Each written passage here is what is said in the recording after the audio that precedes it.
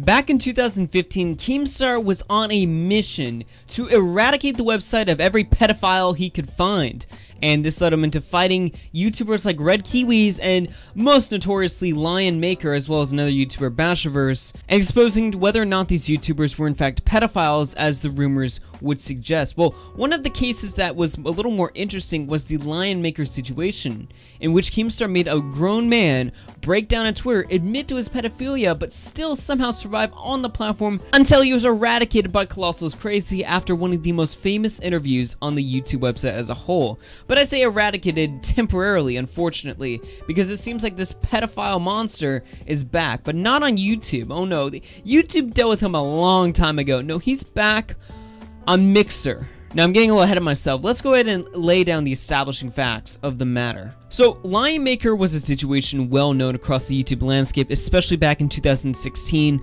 but it was most popularized by a YouTuber named Colossal's Crazy, who I'm sure you're most likely familiar with.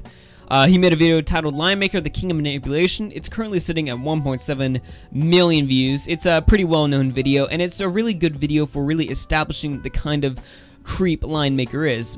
Not just establishing that he's a pedophile, but really like showing what kind of sick individual this guy is, and just a weird person altogether. Now, after this video came out, LionMaker was highly interested in going on Colossal's Crazy's channel for an interview, which surprised many, because if you were a pedophile and more people were catching on to the fact that you probably are, you know, a pedophile, you would kind of want to lay low, wouldn't you? But LionMaker was entranced by Colossal's unique editing and video style, and he felt that Colossal was someone who put genuine care and effort into his videos, so he decided he would go on Colossal's channel. Now, setting up the interview was kind of rocky, but eventually, after 10 months, LionMaker appeared on Colossal's Crazy's channel for a 2-hour-long interview. Now, this interview is sitting at 1.3 million views, again on Colossal's Crazy's channel, and is very well known. It's essentially a 2-hour psychological piece of breaking down the mind of a pedophile and really seeing what their inner thought process is really like and how they can not only justify it, but sort of, you know, get away with it as if it, you know, just toss under the rug like it really, you know, doesn't matter. It sounds insane, and I would also highly recommend you watch this interview because it's very interesting to see, you know, the mental process of a pedophile. Like, this video is something I feel like psychologists could like study and like learn something about the human mind or something, because it really is truly fascinating, and I would even go as far as to say an interesting historical piece of YouTube history right here. Even if it might not have that many views in comparison to, you know, other legendary YouTube videos, the significance that this video had and just how interesting it really is definitely makes this one of my favorite, you know, listens to. I'll definitely go back to this video every now and again, you know, every year or so. I'll go back and listen to the whole thing and just really sit here and just ponder, wow, this is how a pedophile tries to sort of moralize something that is, you know, clearly immoral. Fortunately, more than just being a very interesting piece of, you know, what I would consider, you know, YouTube history, this video is actually very essential in getting this pedophile locked behind bars. A year after this interview came out, LionMaker ended up writing back Colossal's Crazy via an email and explaining what happened. Now, this tweet was on Colossal's old Twitter account, which he deleted all the tweets from, but I do have an archive of it on Tommy C's channel over here, so I'll go ahead and switch views here. This is from Tommy C's Shot from the Point channel, one of my favorite channels on YouTube. I'm using it right now because they happen to have an archive, but we can see this email is very, very interesting. So, this is from LionMakerStudios. He says, "Dear Colossal, hey man, I've spent 10 months in jail, not prison. Please note the difference. I was accused of having statutory raped," and then he blurs out a name, "distributed child pornography, and being in possession of child pornography. I was released 3 months ago in October," and this email was written back in December 3rd of 2017. Anyway, let's go on and keep reading. "The investigation is still ongoing. I've indeed had a sexual relationship with," and, you know, he blurs out the name, obviously, "and I did, in fact, post her nudes online from my Twitter account." Wow. "I spent a lot of time manipulating her and using her in my advantage to try and get away with everything. I confessed to it all and was set free on strict conditions. I'm telling you this because in jail and now in therapy, I'm finding out that I cannot and will not hide from what I've done. Not only is it extremely unfair on the blanked out name, which endured constant manipulation on my end and oppression, but also on my viewers and everyone else for that matter.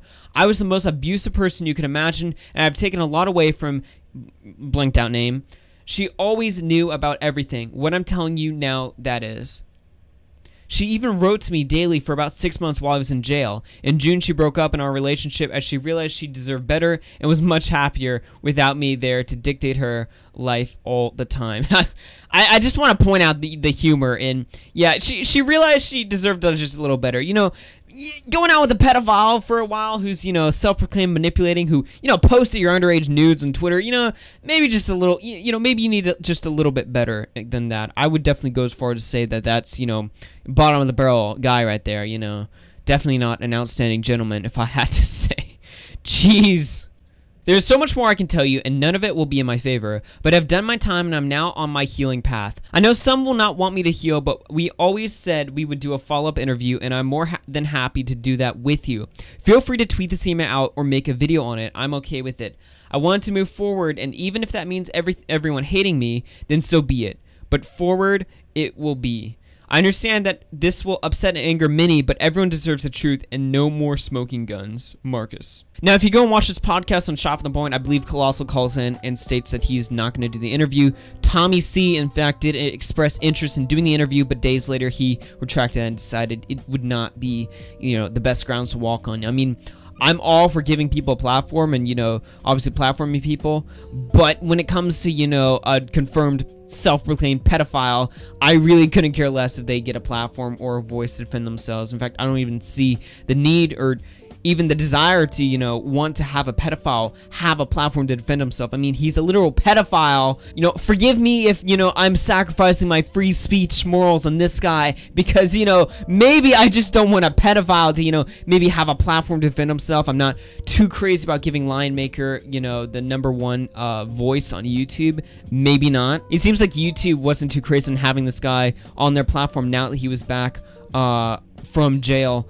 And as we can see, once I switch views here, on LionMaker's Social Blade, you can see that his last recorded Social Blade was on 2018, January 20th, about a year from now, almost.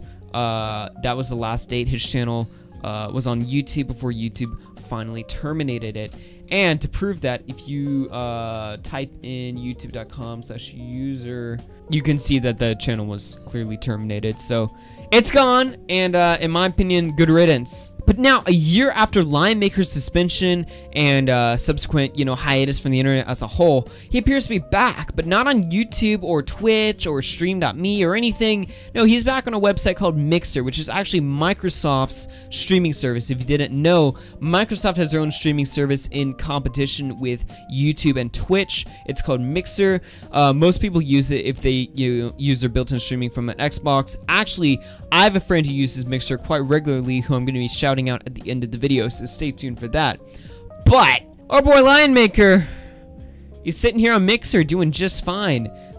This is real LionMaker. He has about 2,000 followers, and no, I will not be hitting the follow button myself. I'm gonna have to pass on that one, but yeah, as you can see, this is LionMaker. Here, I'll go ahead and start playing some of the stream for you, just so you can like hear his voice and something.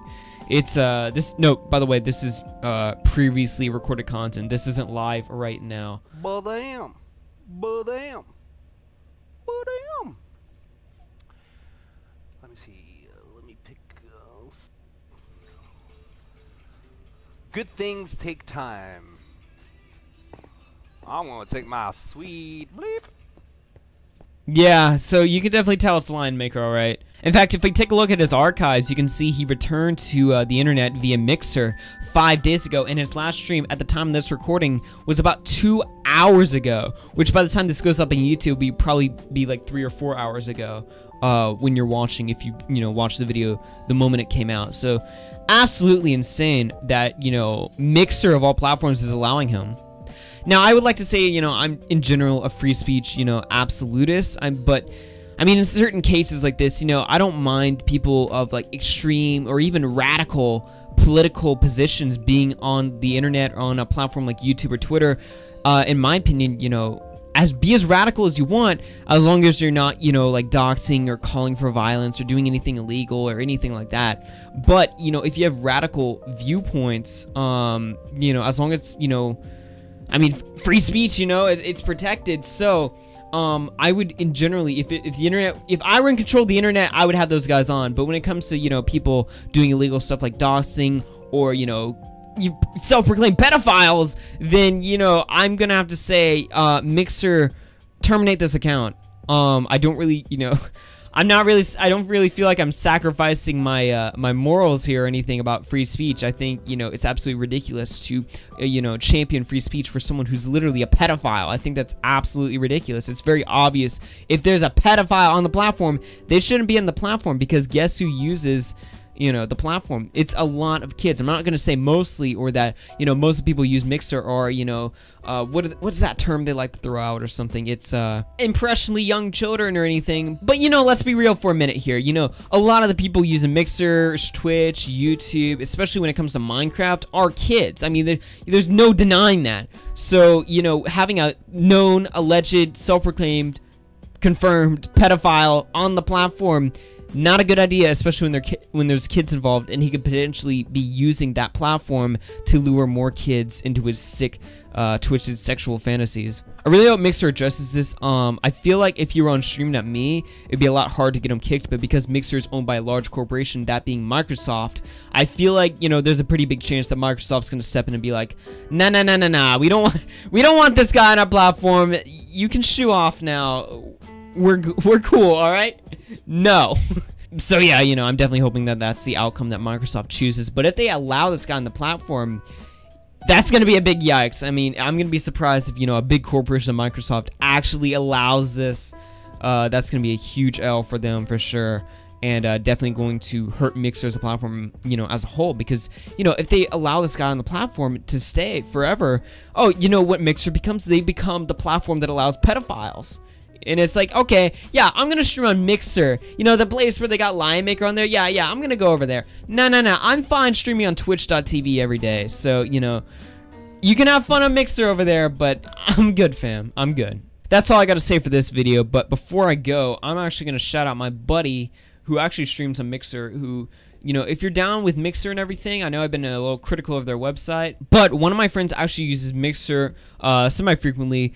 His name is Frightsocity. He's actually like one of my first internet friends, and he streams on it. He's got about 14 followers, so I don't know how much juice I can, you know, send his way, but if you can get it to at least like 20 or something, you know, that would be really cool, because, you know, he likes streaming and stuff from his Xbox. He does, you know, if you take a look at past streams. Oh, that's awkward. He doesn't have any yet. Well, that's kind of awkward, but, you know, he streams games like Shantae, Celeste, you know, games like that, so I think he's no, he can't do Portal. Never mind. All right, go follow him. Get him to 20. All right. And as always, shout outs to my monthly supporters. Let's go over to 7 on Twitch. We got Dead On Dave, Dear Dictator, X817, Idiot to Be, Mad Bomber 467, Soul Crushing Radio, and Silfet.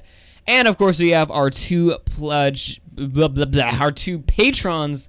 On Patreon, we have JJ Kirby, who pledged $5, and Lucky Luke, who pledged $3. And last but not least, our YouTube members, Leaves I Don't Know and Caden Powell. Becoming a monthly supporter of the program ensures that I'm able to do content like this, including, you know, buy new equipment and stuff like that, and just, you know, motivates me a lot to, you know, keep making these videos and stuff like that. You know, gives me some hope here or there. So consider pledging monthly. You know, I don't care how much you give. If you give like $1 on Patreon or something like that, or you sub for free on Twitch, I don't care. I'll put your name into my videos. So consider doing it, and also you get your own benefits like emotes and, you know, Discord perks. So consider doing it. With that being said, guys, my name is AuggieRFC. Thank you guys so much for watching this video, and I will see you guys on the next episode. Peace out, boys. No fan of shit talk. Teddy Rose when I roll my sticks large, speak soft. I don't need no big bark. You bare arms, I got bare arms. One beef, all I got are these red dogs. Keep them on the grill and chill, cause I don't care, dog. Therefore, my rare form is fly. So go to that